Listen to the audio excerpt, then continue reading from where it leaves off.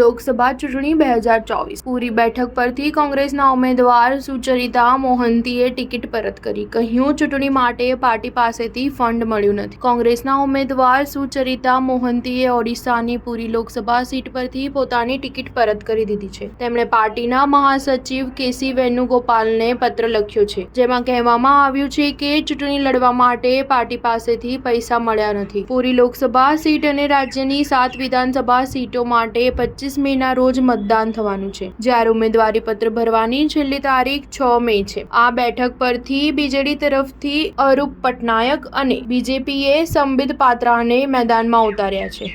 બંનેએ ઉમેદવારી નોંધાવી છે. શિવસેના નેતા સંજય રાઉતે કહ્યું, અમેઠી પહેલા એવા લોકો ચૂંટણી લડ્યા છે જેઓ ગાંધી પરિવારની ખૂબ નજીક હતા. કોણે ક્યાંથી ચૂંટણી લડવી તે અંગે ભાજપને શું વાંધો છે? મને સ્મૃતિ ઈરાની પર દયા આવે છે કે તે રાહુલ ગાંધીના પીએ સામે હારવા જઈ રહી છે. આ એક ખૂબ જ વિચારપૂર્વકનો નિર્ણય છે કે એલ શર્મા ખૂબ જ દમદાર કાર્યકર્તા છે. કોંગ્રેસ પાર્ટીનો એક સામાન્ય કાર્યકર આ વખતે સ્મૃતિ ઈરાનીને હરાવી દેશે. સ્ટાર ન્યૂઝ 7 હંમેશા સચ્ચાઈની સાથે.